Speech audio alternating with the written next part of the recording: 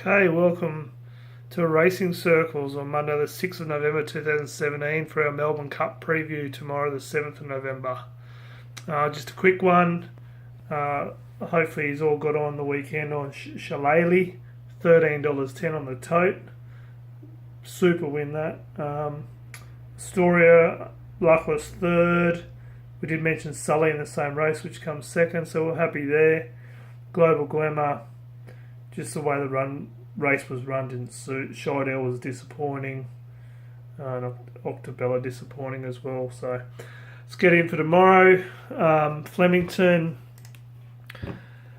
hardest race day of the year, in our opinion. Melbourne Cup, hardest race of the year.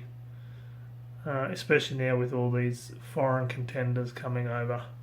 And this year, in our opinion, it's not the best Melbourne Cup field we've ever seen, but we do what we do and we deal with what we got.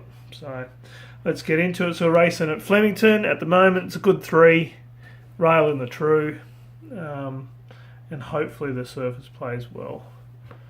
So okay, race 2 we've picked up. It's 4-year-old and up mares over the 1700 metres. You just look at this field and the only one that stands out is the one, Hell or High Water. Looks the obvious pick to us, although slightly disappointing last start in the Group 3 bars at Moonee Valley. Caulfield, sorry. Pulled a little bit hard there, got away from him. They've taken the blinkers off, put the winkers on, so obviously they think that she pulled a bit hard with the blinkers on. It was obvious there in that last race that she basically ran at a puff in the straight because she was pulling too hard throughout the race. So hopefully tomorrow turns around for her and goes better than that also. Loves the Flemington straight. Off Flemington track, we should say. Only concern is the 60.5 kilo, but she's leaps and bounds the class horse in this field. Currently $7.50. Race 3, Lavazza short black over the 1400 metres. It's an open race, few chances. We've settled for the 8 Atlantic City. Perfectly drawn, goes down in weight, fits our system. Up in distance to the 1400 metres. So we'll just get you to have a look at this replay of his last start up against Urban Ruler, who wins this race.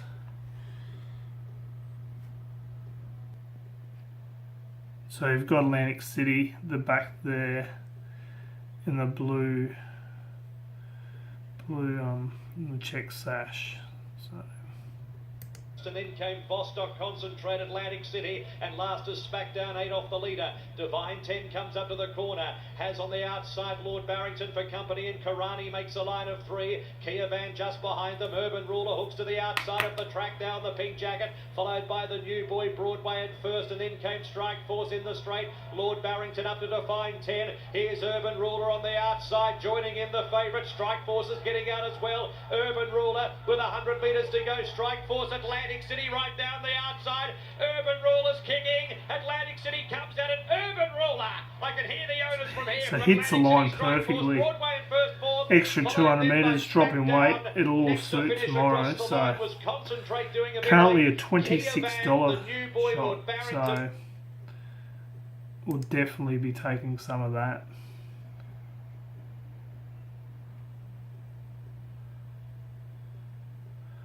Okay, race 6.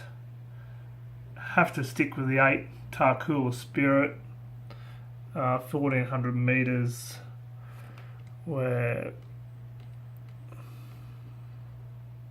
so up from 1200 metres at Moonee Valley. Carries the same weight, but we've been on her back all along. We've got a high opinion of her. She's going to win some good races in her time, and I think tomorrow should be another win on the board. But we'll have a look at the replay here. She's in the white and green. About 3/4 of a length in front of Demerara, who's starting to get closer on the outside now. Abdullah's just starting to heel up the favourite, and Blondie had a kick. Then Josephine C, Pure Emotion, Sanadar, Tarcoola Spirit. Blondie goes for home, 200 metres out, kicks away about a length and a half. Demerara. So the winner's already shot and gone, but Tarcoola Spirit runs through the line. Blondie trying to hold on. Demerara coming out of Tarcoola Spirit late. Blondie's won it from a photo. So the way she runs through the line there just shows the 1400 metres will suit. Big Flemington Straight will suit. I think everything's in her favour tomorrow. She's currently $12, so we'll definitely be taking some of that as well.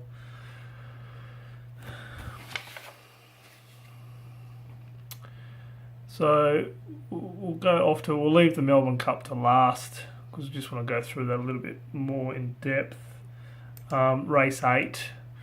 Wasn't going to really have much of a look at this field, but however, we've always had an opinion of the 12 Pure Pride. She broke through 2 starts back, weren't on her back.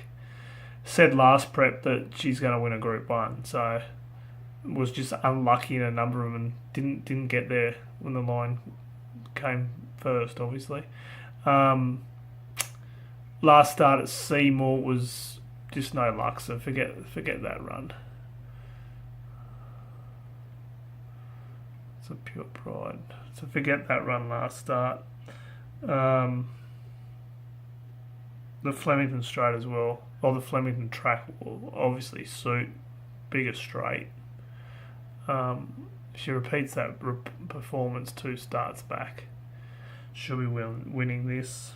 Currently $9. Race 9, up the straight, listed sprint.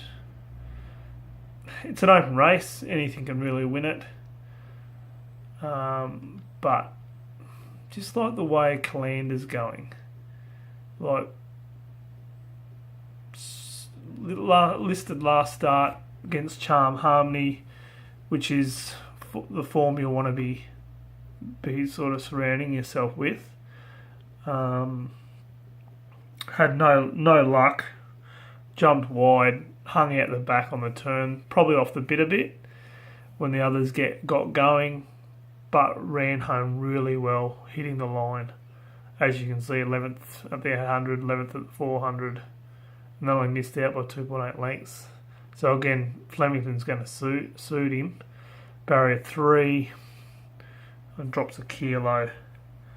But don't be surprised. But $7, which I'm surprised. I thought he might be a little bit higher than that, double figures. But maybe the good judges are on.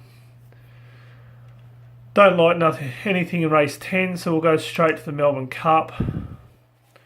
Over 3,200 metres. Like I said in the opening, not the best Melbourne Cup field we've seen. But we do deal with what we've got. So I won't go through all of them. I'll just go through a couple. Hartnell, if he had a little bit better form, but in saying that, apart from last start where things didn't go his way, Group 1 races, a second, Group 2 a first, and the Queen Elizabeth last year second. So he's a quality horse. I'm sick of these people on social media calling these horses cats. Like, I'd like to own a horse that wins $4.4 million anyway, so I bet they would too. So if he produces a form, like he's had 4 starts over distance, a win and a third. Track and distance here, 2 starts and a third. Melbourne Cup, anything can happen. And he's a horse you cannot rule out. So I'd definitely have him in my top 4. Elamandin, can't come back from the spell from winning last year's Cup like a champion. They thought, oh, here we go. He's going to win his second Melbourne Cup in a row. But then he's just gone off the ball last start a little bit, in my opinion. Although 60 kilos last start. And if you go by Bart Cummings' philosophy, is that you've got to have miles in your legs to win a Melbourne Cup. He's raced, and that's through racing, he's raced 3 times since winning last year. So obviously he's doing stuff outside Lloyd Williams and Robert Hickmott, but I can't take him this year. So Humidor, brilliant last start in the Cox Plate in the Group 1. Unlucky the start before in the Caulfield Cup. Doing something not many horses do in the same year in all 3 big races. The big question on him here is, does he get the distance? Me being a Teofilo fan, not too sure. So, but would not surprise. Tibran, here at Racing Circles, we do not come into these foreigners, especially foreigners that have come here and have not had a run.